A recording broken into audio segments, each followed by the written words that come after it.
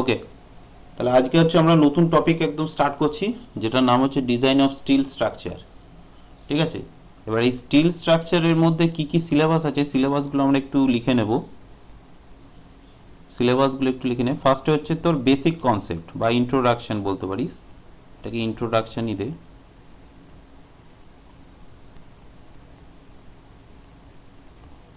Introduction মানে হচ্ছে আমাদের স্টিল স্ট্রাকচার সম্পর্কে একটা বেসিক, স্টিলের সম্পর্কে একটা বেসিক নলেজ, যে কি কি কত ধরনের হতে পারে স্টিল।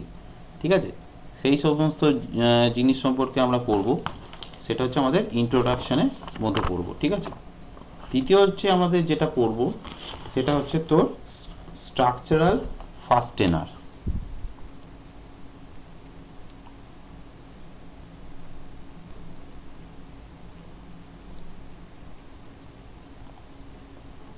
স্ট্রাকচারাল ফাস্টেনার,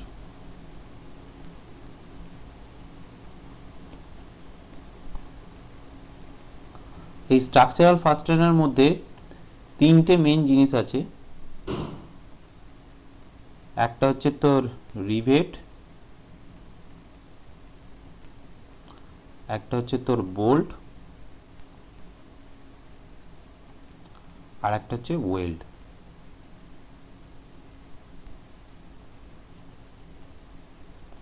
ঠিক আছে, তিন ভাবে হচ্ছে আমরা স্টিলকে হচ্ছে তোর জয়েন করি, একটা হচ্ছে তোর রিভেট দিয়ে, একটা হচ্ছে বোল্ট দিয়ে, একটা হচ্ছে ওয়েল্ড দিয়ে। সেই সমস্ত জিনিসগুলো আমরা এই সেকেন্ড চ্যাপ্টারটায় পড়ব। 3 নম্বর যেটা আসছে সেটা লেখ eccentric connection. Eccentric connection,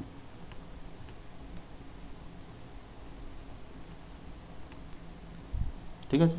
eccentric connection মানে হচ্ছে যে এই যে রিভেট বোল্টের বিভিন্ন যে আমাদের যে স্ট্রাকচারগুলোকে করব, তো লোডটা যদি একটু সাইড থেকে পড়ে তাহলে কীরকমভাবে স্ট্রাকচার এই বোল্ট রিভেটগুলো কীরকমভাবে লোডগুলোকে নিচ্ছে, সেই জিনিসটা হচ্ছে আমরা এখানে পড়ব। 4 নম্বরে লেখ, 4 নম্বরে লেখ টেনশন মেম্বার। Tension member. 5 লেখ কম্প্রেশন মেম্বার।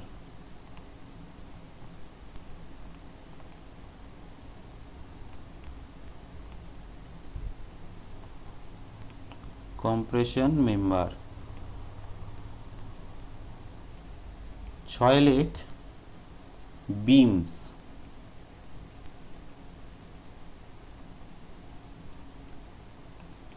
7 লেখ আমাদের তোদের কলামটা অতটা কি দরকার, কলামটা অতটা দরকার নেই। ঠিক আছে, স্টিলের আমাদের কম্প্রেশন মেম্বারই তো কলামটা পেয়ে যাচ্ছি, মানে ইসেন্ট্রিক গ্রিলেজ ফাউন্ডেশন ফাউন্ডেশন ওগুলো দরকার নেই তোদের। তাহলে এইটাই শুধু কর, প্লেট গার্ডার। প্লেট গার্ডার। 8 লেখ গ্যান্ট্রি গার্ডার।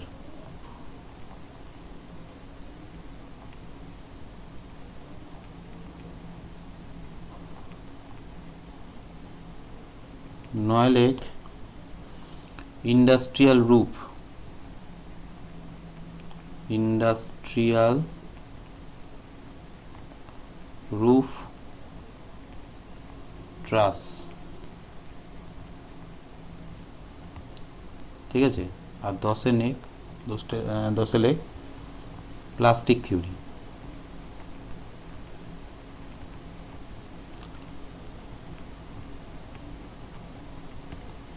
ঠিক আছে, এবার এইগুলোকে প্রায়োরিটি ওয়াইজ আমরা যদি সাজাই, যে কোন কোন টপিকগুলো হচ্ছে সবচেয়ে বেশি ইম্পর্টেন্ট সেটা দেখা যাক। এখানের মধ্যে সবচেয়ে বেশি ইম্পর্টেন্ট হচ্ছে এই স্ট্রাকচারাল ফাস্টেনার, এইটা থেকে সবচেয়ে বেশি কোশ্চেন আসে। তারপরে আছে হচ্ছে আমাদের প্লাস্টিক থিওরি। ঠিক আছে, প্লাস্টিক থিওরি ইন্ট্রোডাকশন। তো এখানে হচ্ছে আমাদের প্লেট গার্ডার,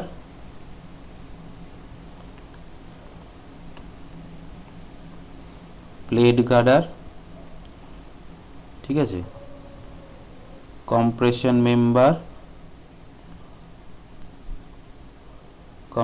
মেম্বার, আর হচ্ছে টেনশন মেম্বার। এইগুলো হচ্ছে সবচেয়ে বেশি ইম্পর্টেন্ট।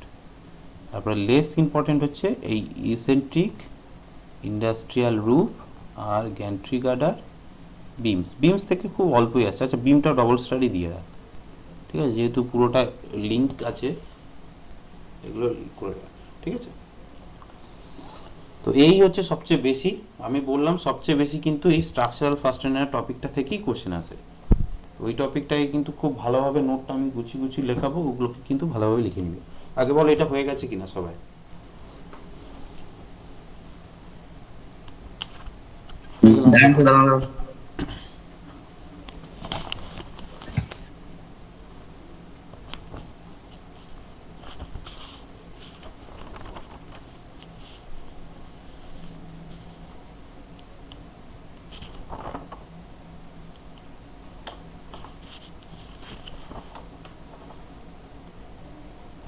হয়েছে? চ নিচের দিকে যাচ্ছি। হ্যাঁ, হয়েছে? তাড়াতাড়ি লেখ।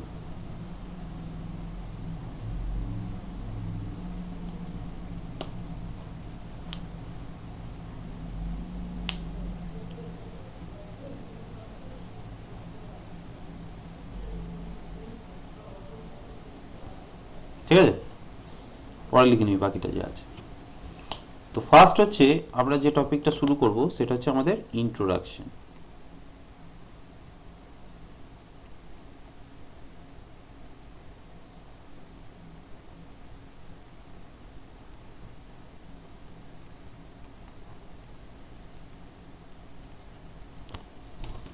ঠিক আছে, দেখা যাক এই টপিকটা কি আছে।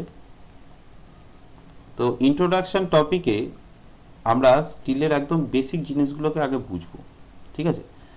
তো স্টিলের হচ্ছে আমাদের প্রথম যেটা জানতে হবে যে আমাদের কোন কোডসগুলো হচ্ছে আমরা ফলো করি। স্টিল পড়ার সময় আমরা যে কোডসগুলো ফলো করি সেইগুলোকে আগে আমরা লিখে নিই, ঠিক আছে। তো সেটা হেডিং দিয়ে, যে প্রথমে হচ্ছে কোডস, প্রথমে হেডিং দিয়ে একটা যে কোডস,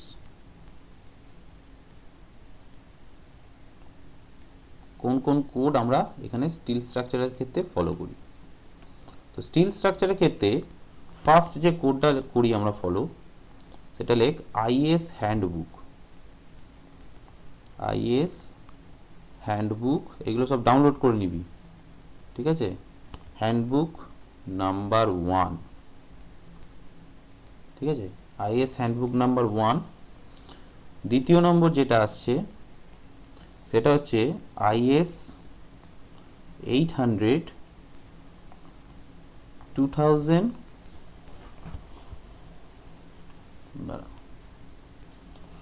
আইএস 800 2007, এই একটা কোড। এটা হচ্ছে সবচেয়ে বেশি ইম্পর্টেন্ট। আগে এটা পুরনো কোড ছিল, এখন কিন্তু নতুন কোড হয়েছে। আমি যে স্টিল স্ট্রাকচারটা পড়াবো সেটা কিন্তু একদম নতুন কোডের উপর বেস করে পড়াবো, ঠিক আছে। অনেক দিবি তোরা ক্লাসে হয়তো পুরনো, যখন স্টিল ফিল পড়েছিস তখন হয়তো পুরনো কোডের উপর বেস করে তোরা পড়েছিস, কিন্তু এখন কোড চেঞ্জ হয়ে গেছে, সুতরাং কোশ্চেনের প্যাটার্নও চেঞ্জ হয়ে যাবে, ঠিক আছে। 3 নম্বর যেটা হচ্ছে আইএস 808 1989, ঠিক আছে। এটা হচ্ছে তোর স্টিল যে সেকশনগুলো আছে তার ডাইমেনশনের কোড, ওগুলো আমি আর লেখাচ্ছি না, ওগুলো দরকার নেই। আর হচ্ছে আইএস 875, ঠিক আছে। 875 এর হচ্ছে আমাদের এখানে মেইনলি লাগবে পার্ট 1 টু পার্ট 3, 3টে কোড। এই কটা হচ্ছে আইএস কোড হচ্ছে আমাদের লাগবে। এর মধ্যে সবচেয়ে মোস্ট ইম্পর্টেন্ট যে কোডটা হচ্ছে সেটা হচ্ছে আইএস 800 2007। এই কোডটা কিন্তু সবসময় রাখতে হবে, কারণ এই কোডটাই হচ্ছে আমাদের, যেমন আরসিসি কে আইএস 456 বেসিক, এর ক্ষেত্রে হচ্ছে IS 800 2007টা হচ্ছে বেসিক। ক্লিয়ার সবাই? সবাই এখানটা ক্লিয়ার? একটু রিপ্লাইটা দিবি, নাহলে আমি বুঝতে পারবো না। হ্যাঁ স্যার। হ্যাঁ স্যার। ঠিক আছে, এবার হচ্ছে আমরা শুরু করছি যে স্টিল জিনিসটা কি।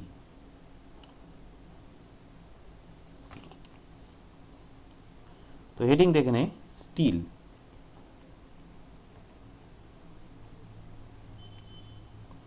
দেখ, স্টিল হচ্ছে কি রকম জিনিস, আমাদের হচ্ছে বেসিক কম্পোনেন্ট যেটা হচ্ছে আমাদের স্টিলের মধ্যে মেইন যেটা থাকে সেটা হচ্ছে আয়রন, তাই তো? স্টিলটা হচ্ছে অ্যাকচুয়ালি আয়রনেরই একটা প্রকারভেদ। সেটাকে হচ্ছে বিভিন্নভাবে তোর আমাদের মডিফিকেশন করে হিট, তারপরে ওয়াটার, স্টিম সমস্ত কিছু দিয়ে অ্যাপ্লাই করে সেটাকে একটা হার্ড, একটা ডিউরেবল একটা মেটেরিয়াল হিসেবে তৈরি করা হয়। কিন্তু এর মধ্যে কি হয়, স্টিলের মধ্যে স্টিলকে যখনই আমরা ক্লাসিফাই করি তখন হচ্ছে ওর কার্বন যে কন্টেন্টটা থাকে, ওর মধ্যে কতটা পার্সেন্ট কার্বন থাকছে, কতটা পার্সেন্ট আয়রন থাকছে, সেটার উপর বেস করে কিন্তু আমরা স্টিলকে আমরা ক্লাসিফাই করি। ঠিক আছে, তো স্টিলের যখনই আমরা ডেফিনেশন লিখব, তো এটা লিখে রাখ, it is an alloy, it is an alloy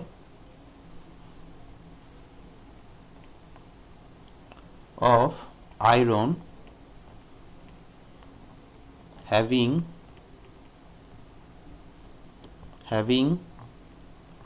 carbon content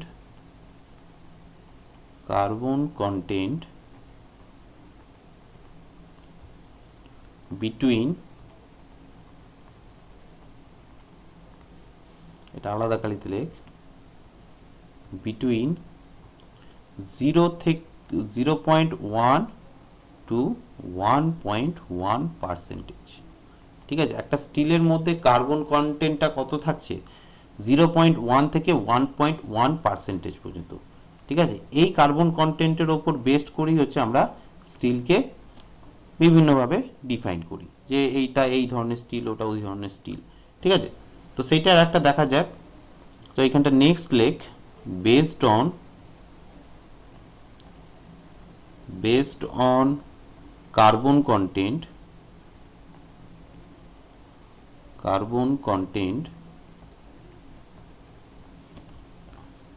3 types of steel,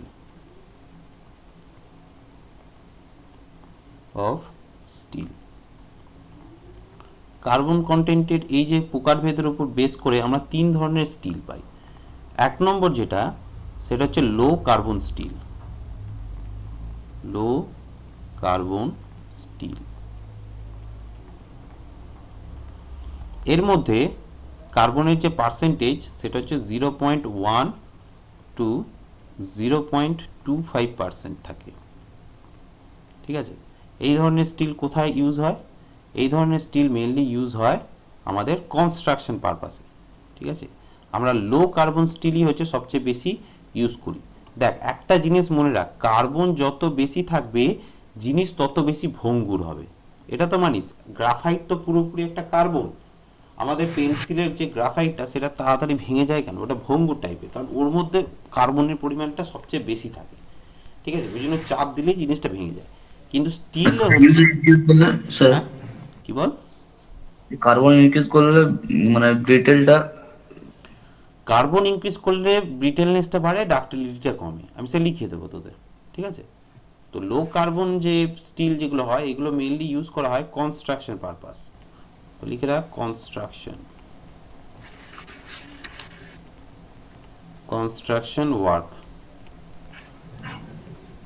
ওয়ার্কে হচ্ছে আমরা লো কার্বন স্টিল ইউজ করি। তৃতীয় নম্বর যেটা আসছে সেটা হচ্ছে মিডিয়াম কার্বন স্টিল।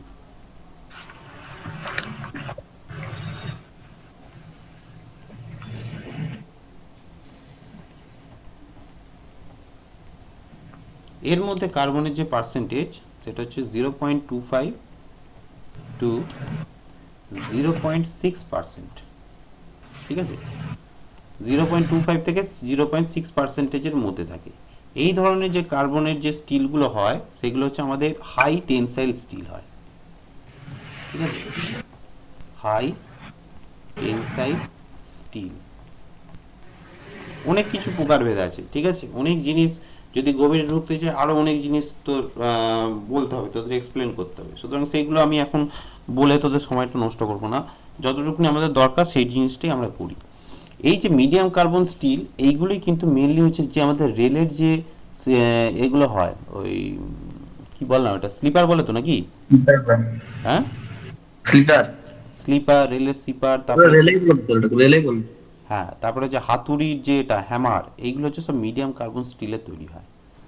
ঠিক আছে, এরপর নেক্সট যেটা আসছে সেটা হচ্ছে হাই কার্বন স্টিল। স্যার এখানে তো মাইল ফাইলে কোনো আসছে না এগুলো। মাইল্ড হচ্ছে লো কার্বন স্টিল, ঠিক আছে, আমি বলে দেবো। High carbon steel, mild steel কখনো দেখেছি রেলের পাটাতনে মাইল্ড স্টিল দেওয়া আছে? না। কারণ কি, যখন চাপ দেবে, চাপ দিলে কি মাইল্ড স্টিল হচ্ছে বেঁকে যায়, তাই তো? তো রেল ওটা স্যার লাইনের এই যদি যে পাত যদি ইন্টারেস্ট বেঁকে যায় তাহলে আর কিছু তো হবে না। তো দেখ, হাই কার্বন স্টিল হচ্ছে কোথায় আমরা ইউজ করি। আচ্ছা, আগে এর পার্সেন্টেজটা লিখে দিই। এর পার্সেন্টেজ যেটা হচ্ছে আমাদের, এটা লিখে রাখ, 0.6 টু 1.1%। ঠিক আছে, এটা কোথায় ইউজ হচ্ছে? এটা আমাদের ইউজ হয় স্টোন মেশনারি,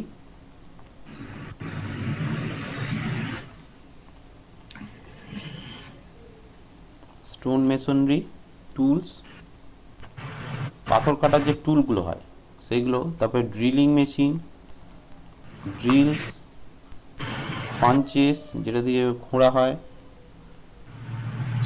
এইগুলো হচ্ছে সব আমাদের হাই কার্বন স্টিল। ঠিক আছে, লো কার্বন স্টিল মানে একটা জিনিস বুঝবি, যে যখন পার্সেন্টেজ অফ কার্বন হচ্ছে তোর কমে যাবে, স্টিল কিন্তু এইভাবে হচ্ছে তোর বেন্ড করার পসিবিলিটিটা বেড়ে যায়। ঠিক আছে, মিলিমিটার। হ্যাঁ, মানে হচ্ছে তোর এখানে হচ্ছে তোর কার্বন যত কমবে, কার্বন যত ডিক্রিজ করবে, আমার ডাক্টিলিটিটা স্ট্রং। তত ইনক্রিজ করবে।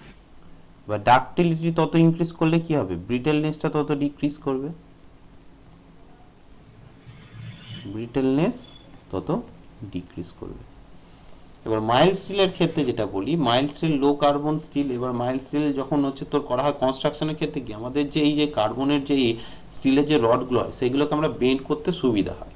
ঠিক আছে, যদি এবার মিডিয়াম কার্বন স্টিলের যেটা হয়, এর উপর হচ্ছে ইম্প্যাক্ট লোডটা পড়ে। ঠিক আছে, এবার এটাকে ফ্লেক্সিবলও হতে হবে, মিডিয়াম যে কার্বন স্টিল সেটাকে ফ্লেক্সিবলও হতে হবে, আবার হার্ডও হতে হবে। এবার তো রেলের পাটাতন যদি আমি লো কার্বন স্টিলে যদি করি, রেলের যে স্লিপার,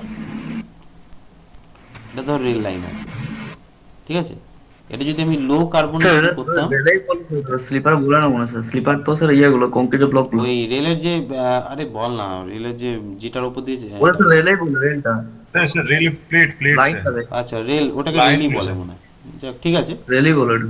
এবার এই যে চাকাগুলো যখন এর উপর চড়বে, যদি লো কার্বন স্টিল হয়, তাহলে হচ্ছে কি জিনিসগুলো এরকম ভাবে বেন্ড করে যাবে। ঠিক আছে, তো এইটা হয়ে গেলে হচ্ছে অনেক সমস্যা। হাই কার্বন হয়ে গেলে কি, হঠাৎ করে ইম্প্যাক্ট পড়তে পড়তে একসময় পুরো স্টিলের এটা পুরো ফেটে যেতে পারে, সেটাও সমস্যা। তো মিডিয়াম কার্বনটা কি আমার ফ্লেক্সিবল হয়, টেম্পারেচার যদি বাড়ে এটা নির্দিষ্ট হারে বেড়ে গিয়ে জিনিসটাকে অ্যাডজাস্ট করে তোর বাড়বে, আবার হচ্ছে তোর কি জিনিসটা হচ্ছে তোর হার্ডও থাকবে। ঠিক আছে, তো সেই জন্যই হচ্ছে আমরা এই কার্বন স্টিল করা হয়। ঠিক আছে, আর একটা স্যার তাহলে জিনিস, HYSD বারটা লো কার্বন স্টিল? হ্যাঁ, HYSD বারটা না, লো কার্বন স্টিল? এইচওআইএসটিটা হচ্ছে আমাদের লো কার্বন স্টিল বলবো না, ওটা মিডিয়াম কার্বন স্টিল হয়। এখন লো কার্বন স্টিলের মধ্যে একমাত্র যদি তোরা ধরিস, লো কার্বন স্টিলের মধ্যে সবচেয়ে ইউজফুল যদি এক্সাম্পল বলিস, তাহলে সেটা হচ্ছে মাইল্ড স্টিল। ঠিক আছে, অনলি ফর মাইস্ট্রিম।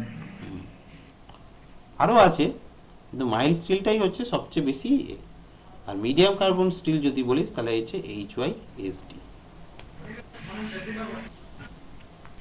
ঠিক আছে, এই হচ্ছে। আচ্ছা, ডিউরেবিলিটিটা বলে দিলাম, বুঝছো তো? এবার একটা জিনিস দেখ, যে আমাদের এই যে পার্সেন্টেজ অফ কার্বন যদি কন্টেন্ট যদি আমাদের ইনক্রিজ করে, যদি চেঞ্জ হয়, তাহলে কি কি জিনিস চেঞ্জ হচ্ছে সেই জিনিসটা আমরা একটু লিখে নিই। তো এখানটা একটু লিখে রাখ, কারণ এইটা হচ্ছে তোর পরীক্ষাতে আসতে পারে, যদি পরীক্ষা আসেও অবশ্য। হেডিং দে এফেক্ট অফ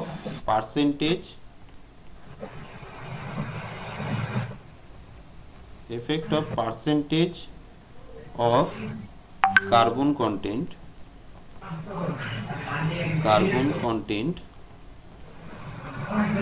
changes, ঠিক আছে, বা কার্বন কন্টেন্ট এইটা লিখে রাখ ইনক্রিজ হলে আমি কি হচ্ছে সেটা আমরা দেখছি, ঠিক আছে, কার্বন কন্টেন্ট ইনক্রিজ। যদি কার্বন কন্টেন্ট ইনক্রিজ করে তাহলে কি কি চেঞ্জ হয় দেখ। ফার্স্টে হচ্ছে তোর আমরা বললাম যে ডাক্টিলিটিটা ডিক্রিজ করবে, তাই তো, ডাক্টিলিটি ডিক্রিজ করবে।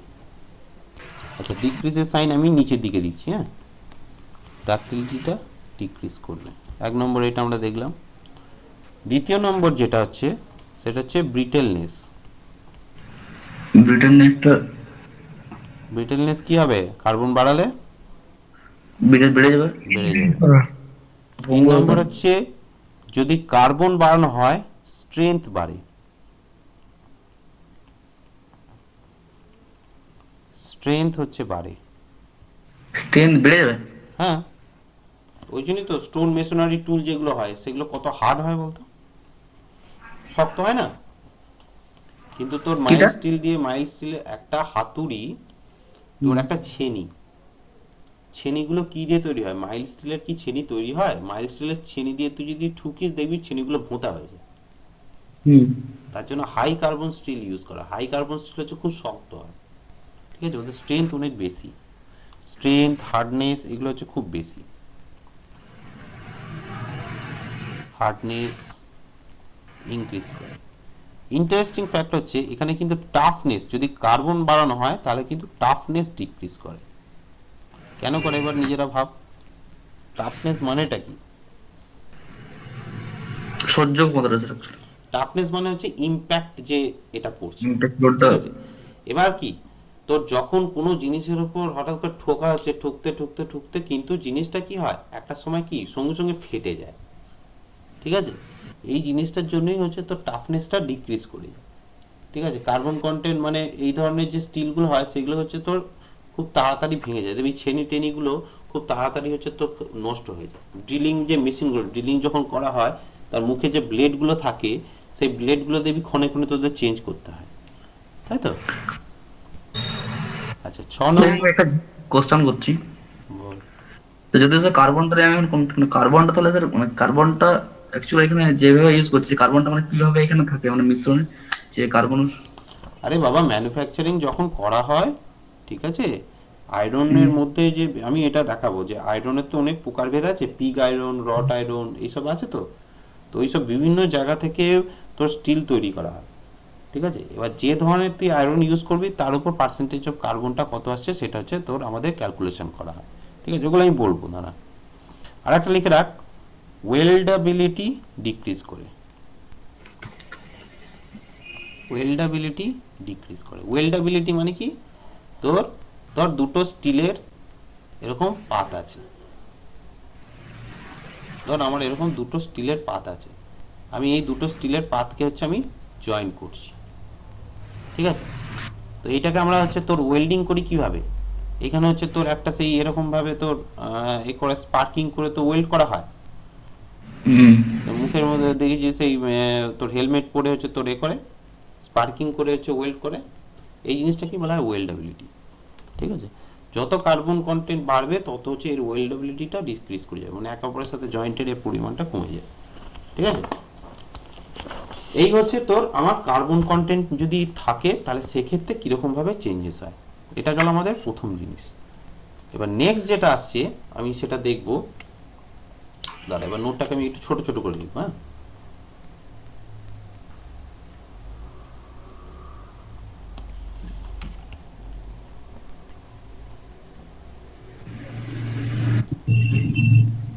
এবার আমাদের যেটা আসছে যে আয়রনের যে কম্পাউন্ডগুলো হয়, যেখান থেকে হচ্ছে আমাদের স্টিলটা তৈরি হবে, সেইগুলো কি কি সেগুলো একটু দেখা যাক।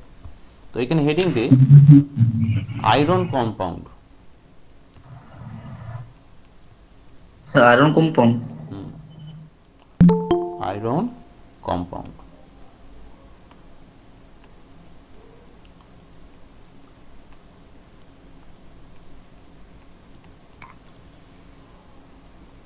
আয়রন কম্পাউন্ড কি কি হতে পারে? তোর আয়রন কম্পাউন্ডের আগে আমাদের 4 ধরনের আয়রন হচ্ছে আমরা জানি, তাই তো? তো এইখানটা জাস্ট শুধু একটা বক্স করে লিখে রাখ, এখানটা জাস্ট শুধু কার্বন কন্টেন্ট বলে, আমি এটা এরকম ভাবে গুছিয়ে লিখে দিচ্ছি, সেইভাবেই তোরা লেখ। ডান সাইডটা লেখ carbon content, carbon content, carbon content বলে এখানটা হেডিং দে ফার্স্টে লেখ রট আয়রন,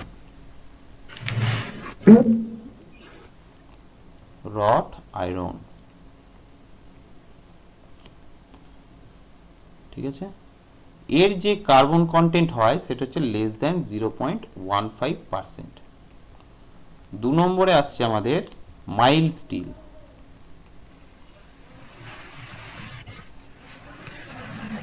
এর যে কার্বন কন্টেন্ট সেটা হচ্ছে 0.15 থেকে, এগুলো কিন্তু পরীক্ষায় আসে, আমি যেন আলাদা করে নোট করে আমি এটা দিয়ে দিচ্ছি তোদের, 0.3%। 3 নম্বর হচ্ছে কাস্ট আয়রন, কাস্ট আয়রন এর হচ্ছে, রট রট আয়রন বলতে? আমি লিখে দেবো, রট আয়রন হচ্ছে সবচেয়ে পিওরেস্ট ফর্ম অফ আয়রন, ঠিক আছে? আমি দেখিয়ে দেবো সব, আগে এটা লিখে রাখ, নোটটা করে দে, তারপর আমি সব কটাই বোঝাবো। তারপর হচ্ছে পিগ আয়রন, পিগ আয়রন হচ্ছে 3.5 টু 4.5%। এই হচ্ছে 3 ধরনের আয়রন কম্পাউন্ড হচ্ছে আমাদের দেখা যায়, মানে এগুলো হচ্ছে র মেটেরিয়াল, ঠিক আছে? আয়রনের হচ্ছে এগুলো হচ্ছে আমার র মেটেরিয়াল, যেগুলো থেকে হচ্ছে আমরা স্টিল তৈরি করি, ক্লিয়ার? তাহলে এগুলো স্যার স্টিলের ইনগ্রেডিয়েন্ট বলা যাবে না তো? হুম, স্টিলের ইনগ্রেডিয়েন্ট স্টিলের ইনগ্রেডিয়েন্ট কি বল না? মানে এগুলোকে বলা যাবে না তো? কেন বলা যাবে না? এগুলো থেকেই তো স্টিল তৈরি হচ্ছে। তো ফার্স্টে আয় পিগ আয়রন, ঠিক আছে? আমি সবচেয়ে বেশি পার্সেন্টেজ অফ কার্বনের উপর বেস করে আমি তৈরি করছি। পিগ আয়রন হচ্ছে সবচেয়ে পিওরেস্ট, মানে পিওরেস্ট মানে কি বলবো, মানে সবচেয়ে খারাপ কোয়ালিটির হচ্ছে তোর আয়রন ওর, ঠিক আছে? পিওর আয়রনটা, পিগ আয়রনটা আমি যেটা বলছি সেটা কিরকম টাইপের দেখতে তোদের দেখিয়ে দিই। পিগ আয়রন এটা হচ্ছে সবচেয়ে খারাপ কোয়ালিটির আয়রন, ঠিক আছে? এই যে দাঁড়া, ম্যানুফ্যাকচারিং যে এটা দেয়, এইভাবে জিনিসগুলো থাকে আয়রনের, পুরো একটা হচ্ছে তোর লোহার কম্পাউন্ড, ঠিক আছে? এইটা পিগ আয়রন বলা হয়, খুব খারাপ কোয়ালিটির আয়রন। এইখান থেকে কিন্তু আমাদের কোনো ইন্ডাস্ট্রিয়ালের কাজ কিন্তু করা যায় না, ঠিক আছে? এই পিগ আয়রন থেকে ইন্ডাস্ট্রিয়ালের কোনো কাজ ফাজ কিন্তু করা হয় না, কারণ এর কোয়ালিটিটা এতটাই খারাপ, মানে এর মধ্যে কোনো জিনিসের মধ্যে দেখবি যত কার্বনের পার্সেন্টেজ বাড়বে, সেই জিনিস হচ্ছে কোয়ালিটি হচ্ছে তোর তত, মানে আমাদের ইঞ্জিনিয়ারিং পারপাসের জন্য সেই জিনিসটা কিন্তু তত তার কোয়ালিটি ভ্যালু কমে যাবে, ঠিক আছে? সুতরাং এই যে পিগ আয়রনটা বলছি, এটার কিন্তু গুরুত্বটা এখানেই কমে যায়। তো শুধু পিগ আয়রন সম্পর্কে আমরা ছোটখাটো একটা ডেফিনেশন টাইপের লিখে রাখবো। স্যার তাহলে কার্বনটা আমরা বলতে পারি এক প্রকার ধোঁয়ার মতন? না, ধোঁয়া কেন হবে? কার্বন কি, কার্বন হচ্ছে যে কোনো প্রত্যেকটা মেটেরিয়ালই কার্বন থাকে, ঠিক আছে? এবার এই কার্বন জিনিসটা যত যার মধ্যে বেশি থাকবে সে তত বেশি শক্ত হবে, ঠিক আছে? যার মধ্যে যত কম থাকবে সে তত ফ্লেক্সিবল হবে, ঠিক আছে? তো পিগ আয়রনের লেখ, স্যার স্যার আমি একবার ডিস্টার্ব করছি, বল। বলছি হ্যান্ডবুকের একবার ইয়েটা একবার দেখুন, দেখান তো অনলাইনে, যে হ্যান্ডবুক যেটা 1 বললেন না, একবার দেখিয়ে দিন তো।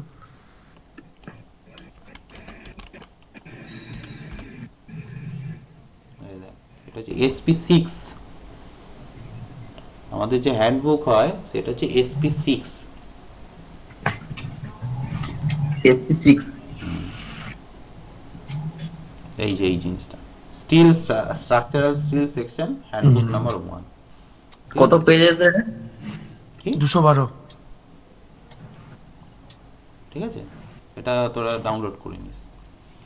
ঠিক আছে, তো এবার পিগ আয়রন সম্পর্কে লিখে রাখ। ক্রুড ইমপিওর আয়রন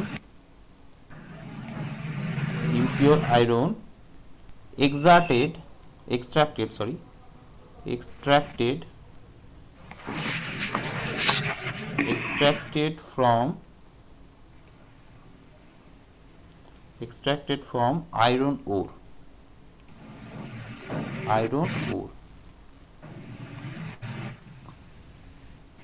ওর মানে কি? খনিজ, তাই তো? আয়রনের যে খনিজগুলো হয় তার মধ্যে সবচেয়ে ইম্পিওর আয়রন হচ্ছে এই পিগ আয়রন। এটা নেক্সট পয়েন্টে লিখে রাখ, used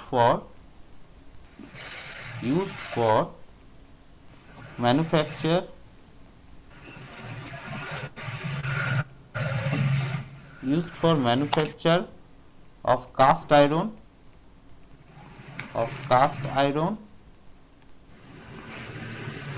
তারপর হচ্ছে wrought iron and steel।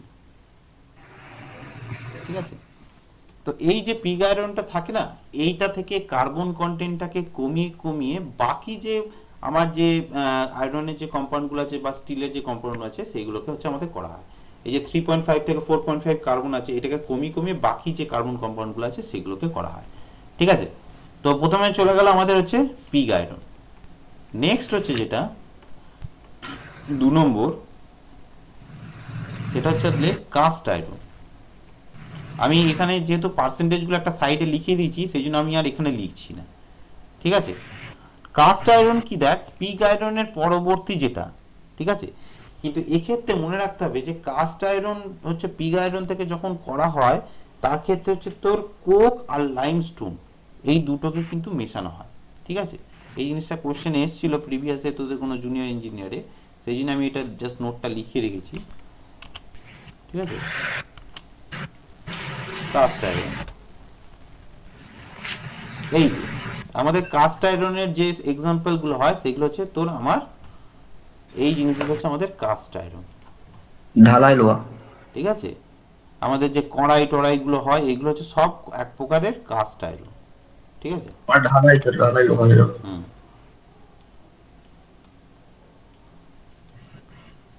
Sir এটা কিভাবে ম্যানুফ্যাকচারিং করে? ম্যানুফ্যাকচারিং কিভাবে করে সে দেখতে হবে। দাঁড়া। মানে এটা কি মিশ্রণ মিশ্রণ স্টিল থাকে? এর মধ্যে মানে এটাকে স্যার মানে কি বলবো, এটা স্যার ভাঙলে দেখা যায় তা স্যার ভিতরটা স্যার পাথরের পাথর মতন করে স্যার মানে মিশিয়ে করেছে। হুম, এর মধ্যে অনেক কিছুই মিক্সিং থাকে। ঠিক আছে,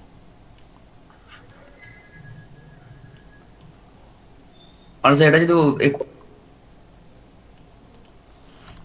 ঠিক আছে, জাস্ট শুধু এক্সাম্পল গুলো ছবি দিয়ে আমি রেখে দিচ্ছি যাতে তোদের ভিজুয়ালাইজেশন করতে সুবিধা হয়।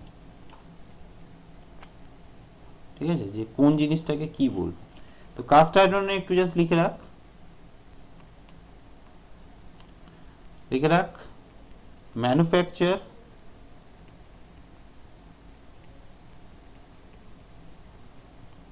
Manufacture by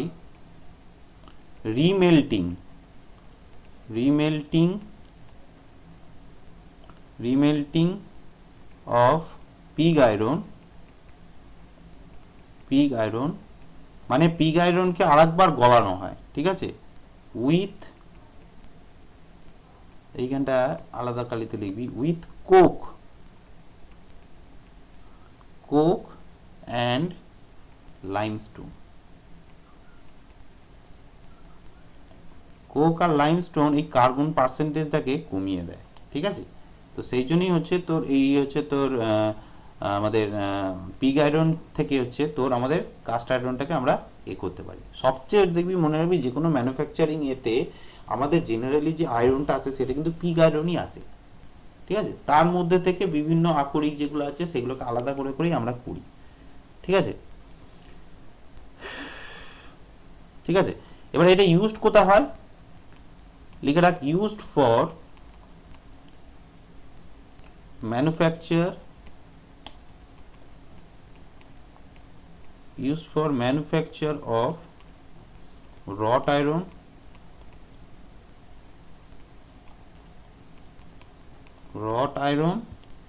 and steel। ঠিক আছে, আর একটা লিখে রাখ, used for, যেটা আমি এই ছবিটা দিলাম, used for cast material। এই ধরনের মেটেরিয়ালগুলোকে বলা হয় cast material.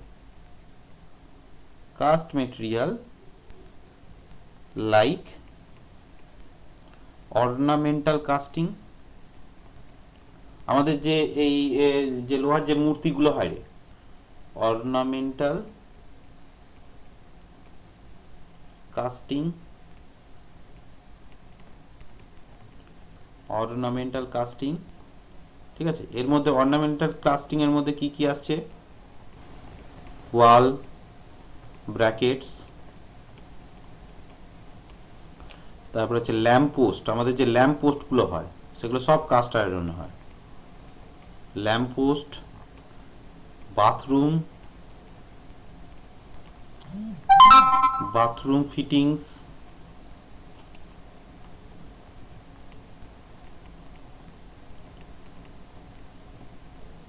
bathroom fittings, water pipe,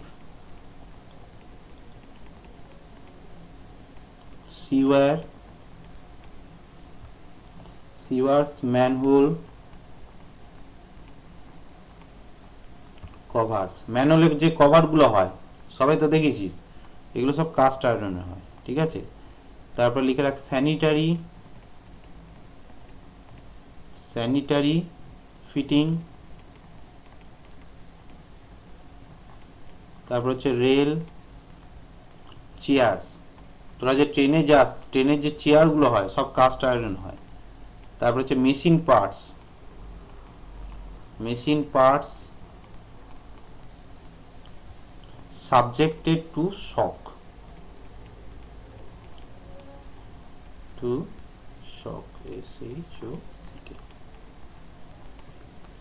ঠিক আছে, এই কটা জিনিস হচ্ছে তোর আমাদের কাস্ট আয়রনের মধ্যে পড়ছে।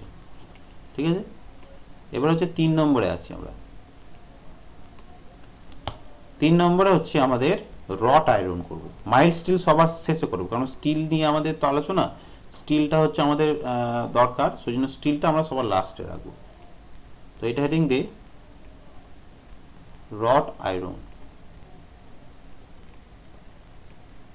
রট আয়রন কিন্তু এটা শর্ট কোশ্চেন আছে, মনে রাখবি রট আয়রন হচ্ছে আয়রনের সবচেয়ে পিওরেস্ট ফর্ম। ঠিক আছে, WROU, রট আয়রন। এই যে গিল টিল যেগুলো হচ্ছে এইগুলো হচ্ছে একদম আয়রনের সবচেয়ে পিওরেস্ট ফর্ম, আমাদের যে গিলগুলো বানানো হয়। ঠিক আছে, এই গিল হচ্ছে পুরোপুরি হচ্ছে তোর রট আয়রনের। তোদের আমাদের যে কোনো ঘরের যে কাজগুলো যখন হয় তখন দেখবি যে কাজের যে আমাদের যে দরজা জানলা সিলিংস এইগুলোতে যে সমস্ত এগুলো দেওয়া হয় সমস্ত কিছুই কিন্তু রট আয়রন, এগুলো কিন্তু একদম সবচেয়ে পিওর ফর্ম।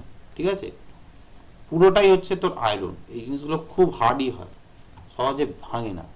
ঠিক আছে, তো এখানে আমরা এই জিনিসটা একটু লিখে নেব, রট আয়রনে লিখে রাখ, যে পয়েন্টগুলো লেখাচ্ছি সেই পয়েন্টগুলোই কিন্তু পরীক্ষায় আসে, বেশি অত্যাধিক লেখার দরকার নেই, যে পয়েন্টগুলো আসে সেই জিনিসগুলো শুধু মনে রাখবো। আচ্ছা, এটাকে আমি আলাদা কালিতে লিখছি কারণ এই কোশ্চেনটা প্রচুর বার এসছে। পিওরেস্ট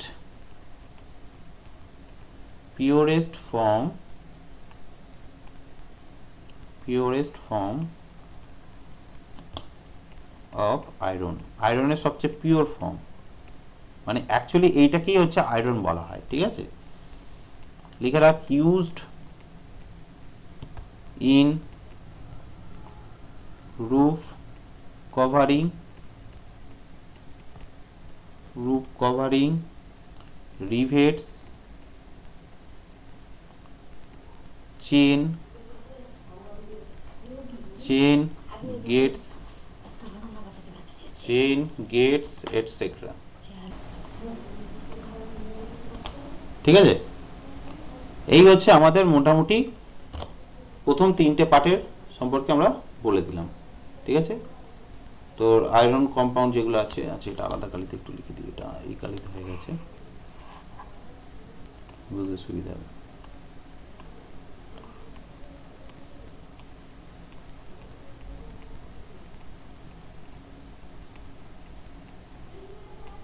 ঠিক আছে, এবার 4 নম্বর যেটা নিয়ে হচ্ছে আমাদের আলোচনা হবে, সেটা হচ্ছে আমাদের মাইল স্টিল।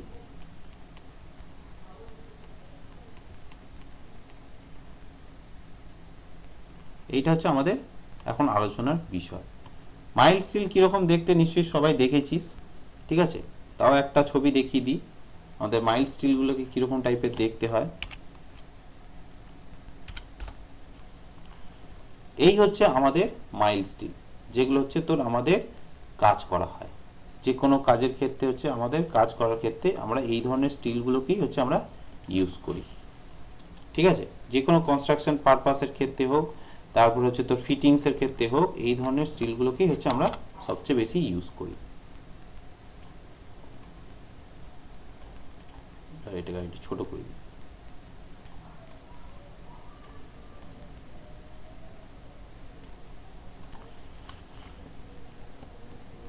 ঠিক আছে, সবাই শুনতে পাচ্ছিস তো? হ্যাঁ স্যার। বেশ, তো মাইল স্টিলের ক্ষেত্রে আমাদের অ্যাকচুয়াল যে কম্পাউন্ডগুলো থাকে, সেই এর মধ্যে কিন্তু অনেকগুলো জিনিস থাকে। ঠিক আছে, একটা আয়রন যেটা থাকে, সেই আয়রনকে একটা মাইল স্টিল থেকে যখন মাইল স্টিলে যখন আমরা কনভার্ট করব, তার মধ্যে একটা প্রসেস চলে। ঠিক আছে, তো প্রসেসিংটা কি সেটা আমরা দেখা যাক। তো মাইল স্টিলের ক্ষেত্রে আমরা কি কি মেশাই দেখ। আয়রন যে কম্পাউন্ডটা আছে, আচ্ছা আমার আর এন দুটো এক হয়ে যাচ্ছে না, এইভাবে লিখেছি। আয়রন হচ্ছে এটা ধর গ্রেটার দেন 98% থাকে আয়রন, বাকি 2% যেটা থাকে আর কি। ঠিক আছে, আয়রনের সাথে লিখে রাখ স্মল পার্সেন্টেজ অফ কার্বন, যেটা হচ্ছে তোর 0.15 টু 0.3 মাইল স্টিলের ক্ষেত্রে কিন্তু বলা হচ্ছে। ঠিক আছে, এই দুটো সংমিশ্রণে এর সাথে আরেকটা জিনিস হচ্ছে আমাদের অ্যাড করা হয়।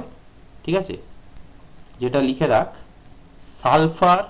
কিছু কিছু আমাদের কম্পাউন্ড ইউজ করা হয়, যেমন হচ্ছে সালফার, তারপর হচ্ছে ম্যাঙ্গানিজ,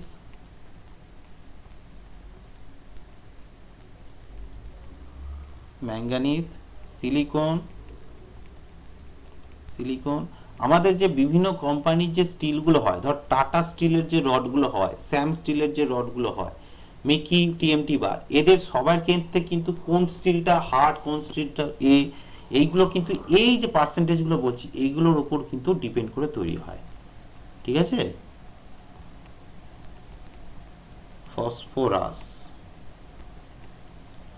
তারপর হচ্ছে নিকেল, তারপর হচ্ছে ক্রোমিয়াম বা ক্রোম লিখে রাখ। তো এই সব কটা মিলে হচ্ছে আমার তৈরি করছে ফাইনাল প্রোডাক্ট, যেটা সেটা হচ্ছে আমাদের মাইল স্টিল। শুধু এটুকুনি আমরা জেনে রাখবো, বাকি ডিটেলস অত জানার দরকার নেই। মাইল স্টিল হচ্ছে এই হচ্ছে আমার ভাগ। তো মাইল স্টিল হচ্ছে আমাদের মেইনলি কিসে আমরা ইউজ স্যার একটু উপর করুন স্যার। স্যার একজন আমার না ক্রোমিয়াম বানানটা দেখি। ক্রোমিয়াম স্যার বানানটা কি স্যার? ক্রোম লিখে রাখ, ক্রোমিয়াম নয় ক্রোম। এটাই স্যার জানতে চাইছিলাম, এই জিনিসটাই স্যার। ঠিক আছে, হয়েছে হ্যাঁ সবার? স্যার। হ্যাঁ হ্যাঁ। এবার এখানটা জাস্ট শেডিং দিয়ে লিখে রাখ মাইল স্টিলের ক্ষেত্রে লেখ যে mild steel bars used in RC construction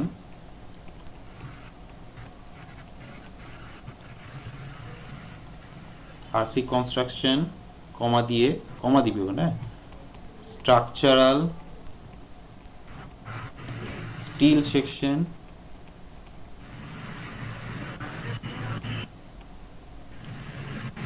used in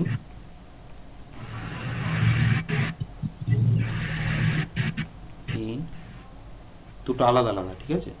আমাদের মাইল্ড স্টিল সেকশন বার যেগুলো আছে, বার মানে হচ্ছে এই জিনিসগুলো, এইগুলোকে বলা হচ্ছে বার, ঠিক আছে? এবার স্ট্রাকচারাল স্টিল সেকশন, সেকশন বলতে কোনগুলোকে বলা হচ্ছে? সেকশন মানে হচ্ছে এই ধরনের জিনিসগুলো, ঠিক আছে? এটা বলা হবে না, এটা বারের মধ্যেই পড়ে যাবে। যে টি বিম, আই বিম যেগুলো হয় আর কি, সেগুলোকে বলা হচ্ছে সেকশন, বক্স সেকশন, এই ধরনেরগুলোকে সেকশন বলা হয়, ঠিক আছে? স্ট্রাকচারাল স্টিল সেকশন হচ্ছে used in steel building or bridge construction.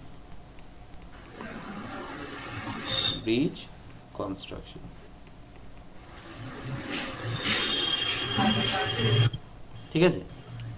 আর একটা পয়েন্ট লিখে রাখ, আমাদের IS 800 কি বলছে?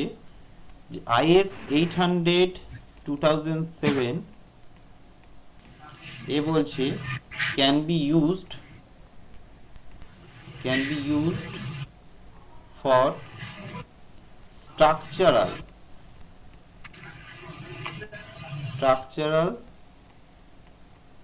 mild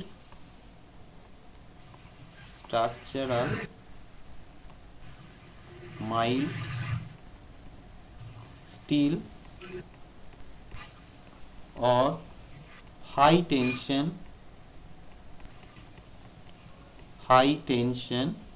structural steel.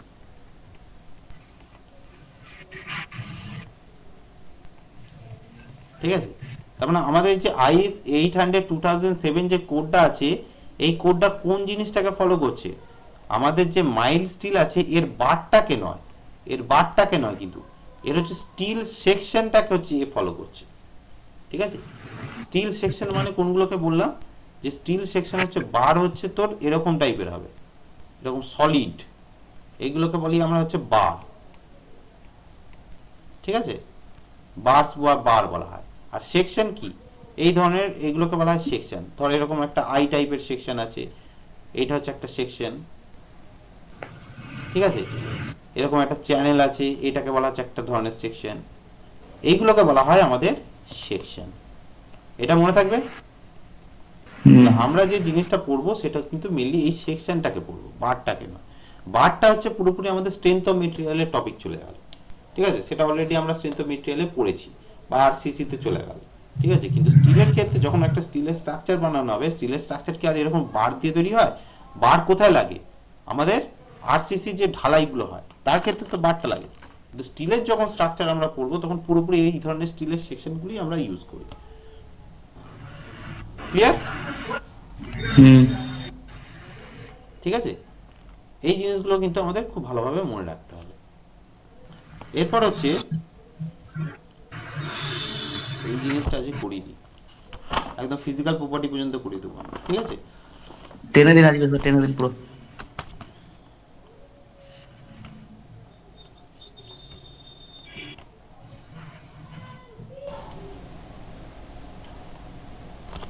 ঠিক আছে?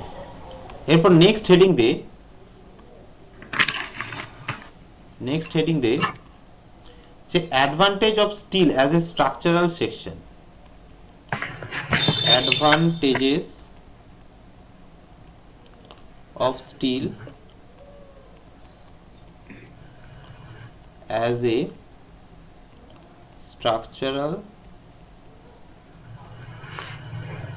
সেকশন। একটা স্ট্রাকচারাল সেকশন হিসেবে আমি স্টিল কেন ইউজ করব, ঠিক আছে? তো এর কটা পয়েন্ট হচ্ছে আমরা একটু লিখে রাখবো। ফার্স্ট হচ্ছে পয়েন্ট লেখ হাই স্ট্রেংথ, ফার্স্ট হচ্ছে হাই স্ট্রেংথ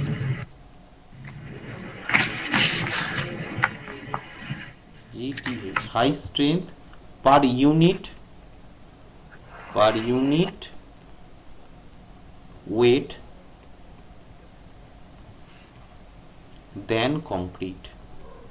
এটা মানেটা কেউ বলতে পারবি? কি লিখলাম? High strength per unit weight the concrete. মানে ধর একটা কংক্রিট আছে, ধর 1 মিটার লেন্থের একটা কংক্রিট আছে, ঠিক আছে, বা হচ্ছে তোর 1 মিটার বলবো না, একটা ধর কংক্রিট আছে, এরকম একটা ধর সরু একটা কংক্রিটের রড আছে, কংক্রিটের রডটা বানিয়েছি, এর ওয়েটটা ধর 1 কেজি, ঠিক আছে। এই 1 কেজি রড কংক্রিটের এ যা স্ট্রেংথ নেবে, আমার এই 1 কেজি স্টিলের যে রড, সেটা ধর স্টিলের যে রডটা হয় সাপোজ ধর এরকম ছোট টাইপের, স্টিলের যে রডটা হবে সে কিন্তু অনেক বেশি স্ট্রেংথ নেয়, ঠিক আছে। এই জিনিসটা এখানে বলতে চাইছি যে স্টিল কিন্তু আমরা দেখবি স্টিল হচ্ছে সবচেয়ে বেশি শক্ত হয় কংক্রিটের থেকে, ঠিক আছে। দ্বিতীয় নম্বর পয়েন্ট লেখ, high ductility, high ductility and high toughness সহজে জিনিসগুলো ভাঙে না, স্ট্রাকচারাল যে স্টিলগুলো সহজে ভাঙে না। তারপরে লিখে রাখ ইউনিফর্মিটি অর্থাৎ very less quality control issue.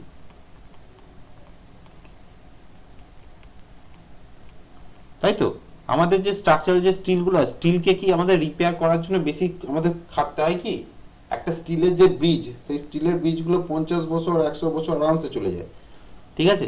যদি হচ্ছে তোর এর যদি রিপেয়ার যদি কিছু করতে হয়, সেগুলোকে আমি আলাদাভাবে ডিসমেল্টেড করে আবার হচ্ছে তোর অ্যাসেম্বল করে দিতে পারি, ঠিক আছে। এইগুলো হচ্ছে খুব সুবিধা স্টিলের ক্ষেত্রে। কন্ট্রোল ইজ কি লিখেছেন ওটা? কন্ট্রোল ইস্যুস,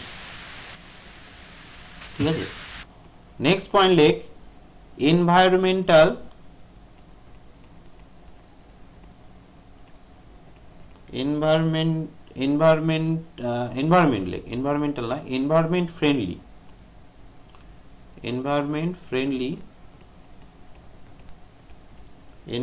ফ্রেন্ডলি কমা দিয়ে লেখ, ক্যান বি 100% রিসাইকেলড। তাই তো করতে পারি আমরা, স্টিলের যে সেকশনগুলো আছে সেগুলোকে তো 100% আমরা রিসাইকেল করতে পারি, কিন্তু কংক্রিট কি পারবো? তা নয়। 5 নম্বরে লেখ, ইজি অ্যান্ড ফাস্টার কানেকশন।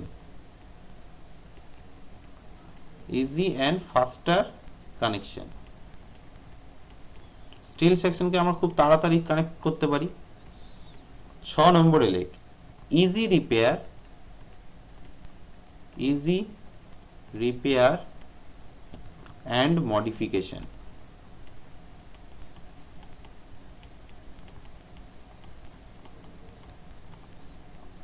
ঠিক আছে। আর 7 নম্বরে লেখ, লঙ্গার লাইফ। স্টিল স্ট্রাকচারদের লাইফ কিন্তু অনেক বেশি হয়, ঠিক আছে। তো এই সমস্ত জিনিসের জন্য হচ্ছে আমরা স্টিল সেকশন ইউজ করি, ঠিক আছে। এবার তো অ্যাডভান্টেজ আমরা দেখলাম, এবার ডিসঅ্যাডভান্টেজ কিছু দেখা যাক যে steel section. Last line sir একবার উপরে ওঠান।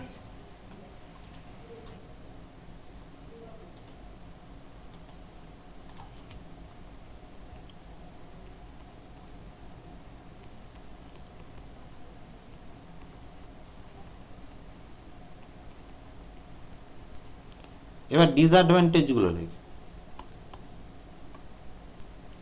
1 নম্বরে লেখ, হায়ার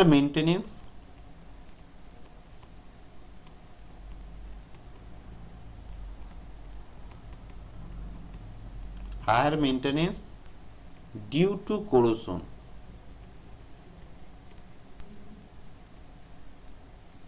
corrosion মানে কি রে? CORO না CORRO? CORRO। তাই তো, ডিউ টু হায়ার corrosion। দ্বিতীয় নম্বর লেখ, আমাদের যদি জং ধরে যায় তাহলে মেইনটেনেন্স কস্ট আমাদের বেড়ে যায়। দ্বিতীয় নম্বর হচ্ছে ফায়ার প্রুফিং কাস্ট,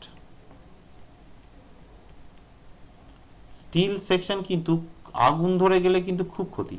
আমাদের যে পেন্টাগনের যে বিল্ডিং দুটো ছিল, ঠিক আছে, ওই দুটো বিল্ডিং যখন হচ্ছে ওই আমাদের 9/11 যে আমাদের এটা হলো, তোদের 9/11 একটা ক্লিপেজ দেখাই। জিনিসটা আমাকে একটা জিনিস বলতো, যে ওসামা বিন লাদেন যখন হচ্ছে তোর ওই আমাদের টুইন টাওয়ারই তো বলে ওটাকে,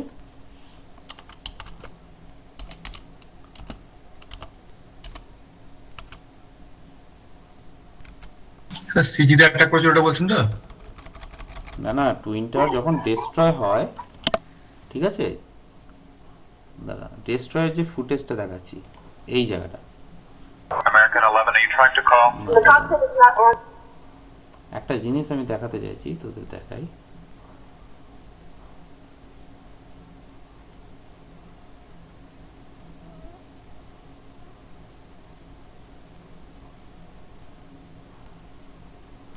এই যে টুইন টাওয়ারের ন্যাশনাল জিওগ্রাফি থেকে একটা দেখিয়েছে, দেখ জায়গাটা ভালো করে Purdue University worked with the American Society of Civil Engineers. 67 penetrated the North Tower. একটা যখন আমরা স্টিলের যখন স্ট্রাকচার একটা বানাবো, স্টিল স্ট্রাকচার মানে তো পুরো একটা স্টিলের বিল্ডিং এর আমরা কনসেপ্ট ভাবছি। স্টিলের বিল্ডিং এর ক্ষেত্রে সেফটিটা কিন্তু খুব খুব ভাইটাল। এবার এই যে টুইন টাওয়ারটা একটা কিন্তু বিশাল বড় একটা শিক্ষা দিচ্ছে যে কোনো স্টিল সেকশনের ক্ষেত্রে, Data to create a wireframe World Trade আমি Center একটা জিনিস দেখাই। structure. এই ক্ষেত্রে দেখ, Every column এইখানে দেখ আমাদের যে টুইন টাওয়ারের যে সেকশনগুলো ছিল, সেই প্রত্যেকটা সেকশন কিন্তু হচ্ছে পুরো স্টিলের তৈরি, girder and beam had to Yes. be in the correct place. ঠিক আছে। এবার They দেখ, also create include would do upon collision. কোনো জিনিস যখন আগুন ধরে বা কোলাপস করে, পুরো এই জিনিসটা Purdue স্ট্রাকচারাল launched স্কিলটা হচ্ছে fluid-filled aluminum cans to simulate পুরো an যে airplane অ্যালুমিনিয়াম বা wing স্টিলের যে impacting a সেকশনটা steel. থাকে, Data was also added into আগুন ধরার পর কিন্তু জিনিসগুলো বেন্ড হতে শুরু করে, ঠিক আছে। জিনিসটা ভালো করে দেখ, যখন এইভাবে ভেতর দিকে ঢুকলো, এর ভেতরে হচ্ছে যখন আগুনটা ধরলো, পুরো স্টিল সেকশনটা কিন্তু হিটটাকে পুরো ট্রান্সফার করে নেয়, ঠিক আছে। স্টিল হচ্ছে খুব তাড়াতাড়ি হিটটা ট্রান্সফার করে নেয়। সবাই দেখতে পাচ্ছিস জিনিসটা কিরে? হ্যাঁ স্যার পাচ্ছি। এই যে হ্যাঁ, স্যার। স্টিলটা পুরো জিনিসটাকে হচ্ছে তোর যখন এই যে পুরো ব্লাস্টটা করলো, হিটটা এতটা তাড়াতাড়ি ছড়িয়ে গেল, ছড়িয়ে যাওয়ার ফলে কি হচ্ছে, ওর যে নিচের যে সেকশনগুলো, তলার যে সেকশনগুলো, আমি অ্যাকচুয়ালি যে জিনিসটা দেখাতে চাইছি যে মানে এতটা নিখুঁত কিভাবে পুরো বিল্ডিংটা ডিস্ট্রয় হলো। প্রশ্ন তো আসতেই পারে যে আমার পুরো বিল্ডিংটা ডিস্ট্রয়টা কিভাবে হলো, তাই তো রে? দাঁড়া আমি দেখাচ্ছি। বিল্ডিংটা আমার তো ধর, বিল্ডিংটা আমার প্লেনটা ধর এক জায়গায় আঘাত মারলো, আঘাত মারার পর তো তোর ধর সাপোজ আমি দেখাচ্ছি, এখানটা ধর এই বিল্ডিংটা আছে, ধর এইখানটা আমার আঘাত মারলো, তাহলে আমার এই পুরো বিল্ডিংটা কেন কোলাপস করলো? এইখানটা তো আঘাত মেরেছে, এখানটায় তো পড়ে হতো, এই জিনিসটা কেন পুরোটা কোলাপস করে গেল? ওসামা বিন লাদেন কিন্তু একজন সিভিল ইঞ্জিনিয়ার ছিল, এটা জানিস কি তোরা? জানি না, জানি। ঠিক আছে, হ্যাঁ স্যার, জানি। সিভিল ইঞ্জিনিয়ার ছিল। তো ওর পারফেকশনটা এমনই ছিল যে বিল্ডিংগুলোর এমন এমন জায়গায় ইম্প্যাক্টটা ফেলা হয়েছে যেখান থেকে পুরো বিল্ডিংটা পুরো কোলাপস করেছে, ঠিক আছে। এখানে জিনিসটা যদি আমি দেখাই, এই যে পুরো বিল্ডিংটা ধর ধসে পড়ে যাচ্ছে, আমার তো নিচের দিকটা, প্রশ্নটা হচ্ছে তো আমার নিচের দিকটা তো পুরোটা ঠিক ছিল, উপর দিকটা আগুন ধরেছে, ঠিক আছে। তাহলে আমাদের যে কংক্রিট যে বিল্ডিংগুলো হয়, কংক্রিট বিল্ডিংগুলো তো তোর উপর দিকটা তো ঠিক থাকে, যখন আগুন ধরে পুরো বিল্ডিংটা কি ধসে পড়ে? উপর দিকটা দেখবি আগুন ধরে উপরটাই থাকে, কিন্তু এই স্টিলের সেকশনটা কি করে এতটা গড়িয়ে গেল? বিভৎস রকম একটা বিশাল বড় শিক্ষা। তো এই জিনিসটাই আমি দেখাতে চাইছি, জিনিসটা কিরকম হচ্ছে দেখ, সেই জিনিসটাই আমি বলতে চাইছি। এই যে ফায়ার প্রুফিং কস্ট, ঠিক আছে, এখন এই জিনিসটা কিন্তু খুব ভাইটাল হয়ে গেছে টুইন টাওয়ারের ক্ষেত্রে। স্যার ফায়ার প্রুফিং কস্ট বলতে ফায়ার প্রুফিং মানে ওই পুরো স্টিল সেকশনগুলোকে ফায়ার প্রুফ করা, ওর উপর একটা কোটিং দেওয়া হয়, ঠিক আছে। আমাদের যে টুইন টাওয়ার, তার মধ্যে তো এইসব কোটিং দেওয়া ছিল না, কারণ এর আগে কখনো এই কনসেপ্টটা কখনো আসেইনি কারো মাথায়।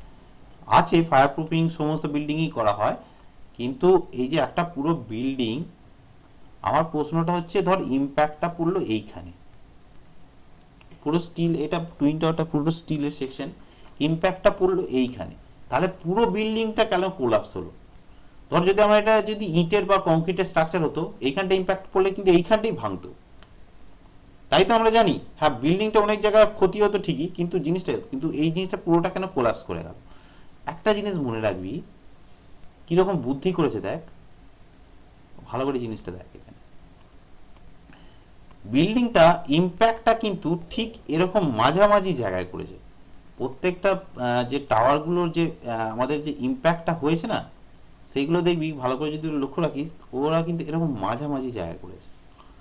এই মাঝামাঝি জায়গা করার ফলে কি হচ্ছে, এই পুরো এইখানের যে সেকশনের যে স্টিল সেকশনগুলো আছে, সেই স্টিল সেকশনগুলো পুরো গলিয়ে দিয়েছে।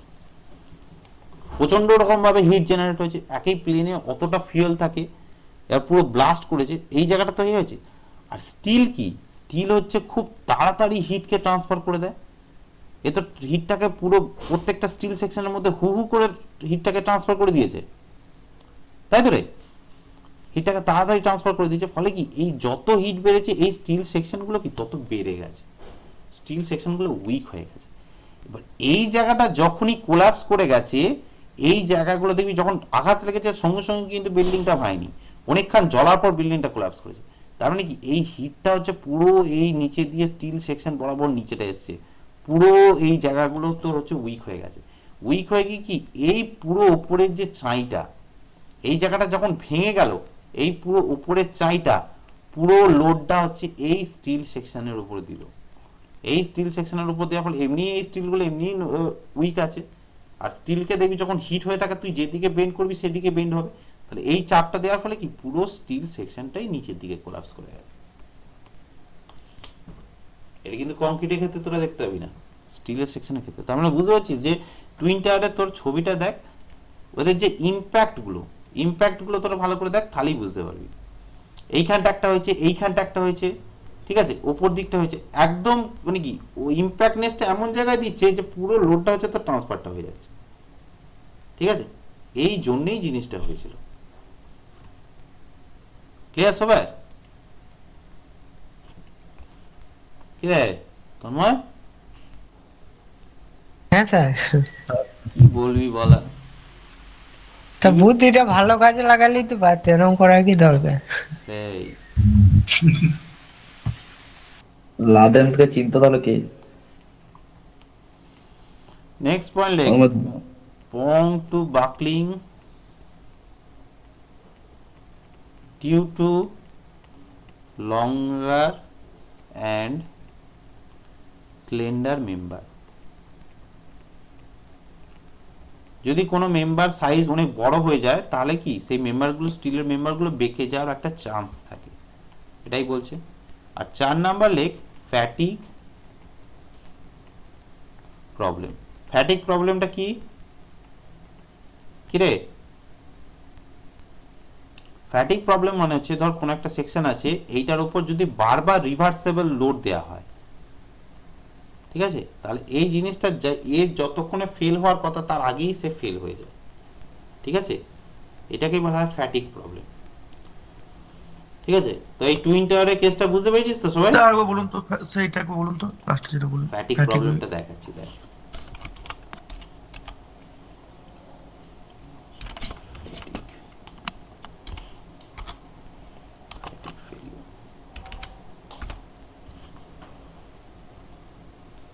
ফ্যাটিক ফেলিওর দেখায়।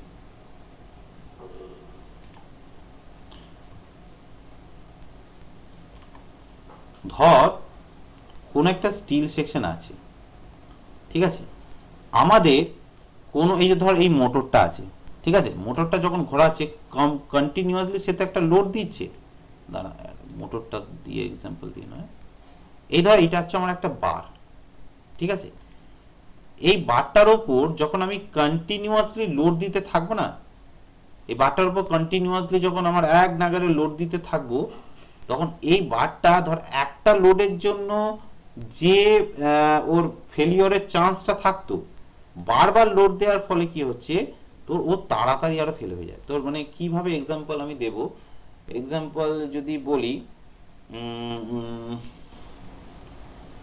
কিভাবে বলবো, যে একটা ঘায়েতে তোর মারলে তোর যতটা না ইম্প্যাক্ট পড়ে 2-3টে ঘা একসাথে দিলে তার ইম্প্যাক্ট অনেক বেশি হয়।